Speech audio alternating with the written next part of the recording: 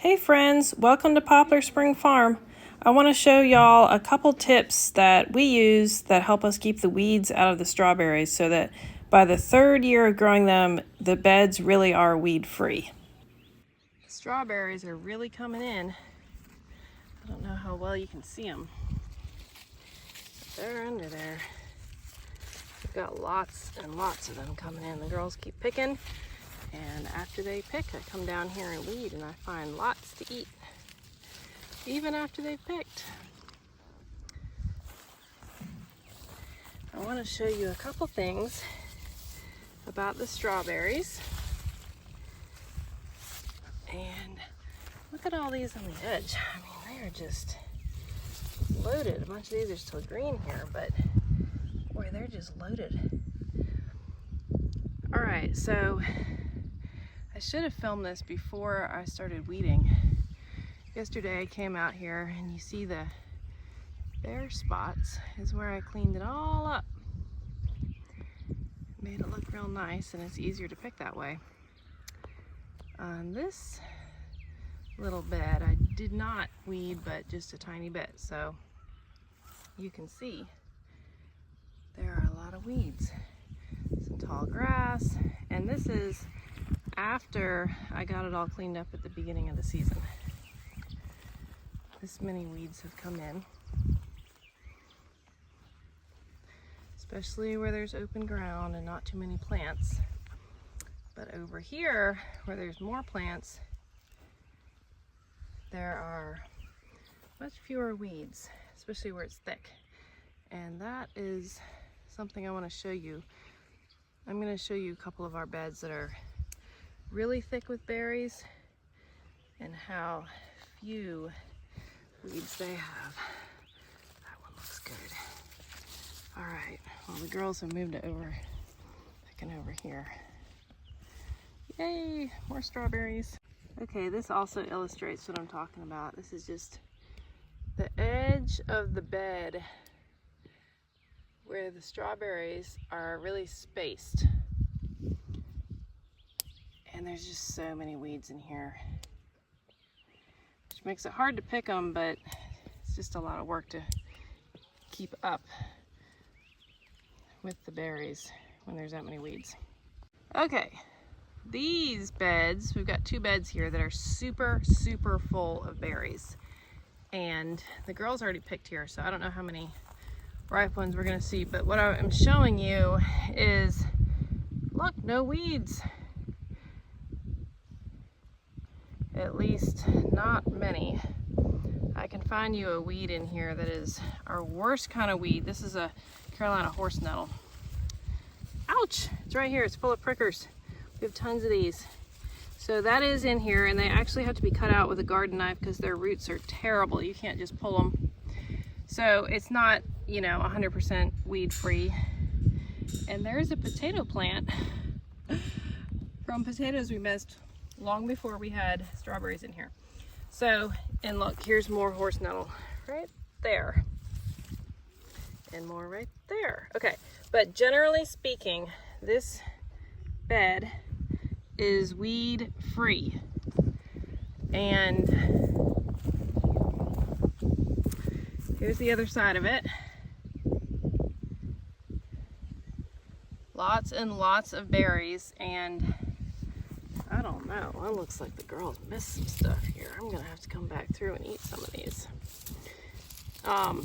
Okay, so one thing I mentioned in my last video is that second year berries taste better, and they do. I mean, it's a world of difference in the first year berries and the second year berries. So if you're only starting your strawberries and your berries aren't as sweet as you want them to be, just hang on, they're gonna get sweeter. And third year berries are even sweeter than that. And then the plants need to come out and be replaced. So this is what we do. We let our beds really fill in.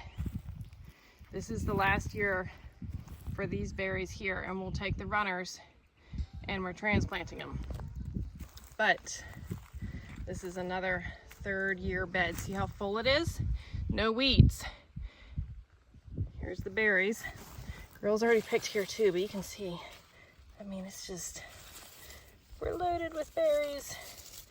And since we've got a big family and we make all our jam and jelly and all that, we don't buy fruit except for apples and a few peaches in the fall. But we produce what we eat, and so we eat a lot of what we produce. Eat a lot. Okay, so there's some weeds here on the edge, you can see. I'll get those, they won't be too hard. Not really, there's a little bit of weeds on the edge there. In the middle, pretty much weed free. Okay, I'm gonna tell you why. Obviously you have to keep up with it when the bed is, you know, sparsely planted. When you first plant and you're planting your little strawberries about a foot apart, then you got to keep up with it. And then after that, it fills in real thick with these leaves, and the sun is not getting down in there. See? Sun can't get in there.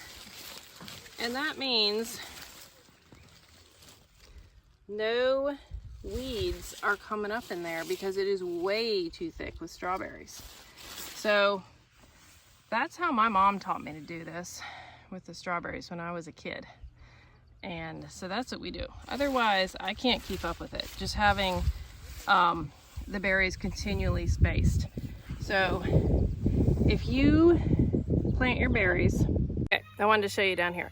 If you plant your berries and they're completely spaced, how these are here. See if you can see that.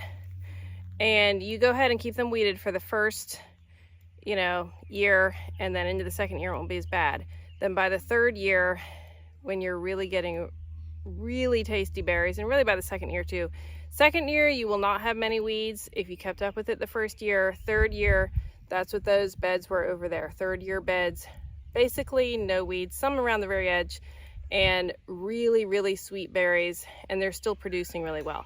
So with strawberries, it's a lot of work because you have to keep replacing them. And like here, we planted these in the fall. But if you do it like that, it's actually less, it's gonna end up being less work because you keep up with the weeds at the beginning, you just don't have them after that. So that's the tip on the weeding the strawberries. I want to show you what I use when I do weed the strawberries. I've got this knife. This is the second one I've had. First one my mother-in-law gave me, and I loved it. But one of my kids broke it by not using it properly, so I got another one last year, and this is what I use. When I come out to the garden, I always grab my knife out of the garden shed, and this is what I use for pretty much all my weeding. I love this thing. So I weeded for years without a tool like this, just did the best I can, but I'll tell you what, this thing makes a world of difference. So I recommend getting one, you know, if you can, and don't go cheap on it because you need this thing to be strong. And one tip is, if you're cutting out a weed like this, bit of grass right here, you know, you just put it under. I usually put it under with one hand and grab it out with the other, and toss it in my bucket, and all that goes to the compost. But what you don't want to do is, especially if you have hard clay or something like that, you don't want to, you know, put it in and then pull back on it like that real hard. That is how one of my kids snapped the blade off on my original knife.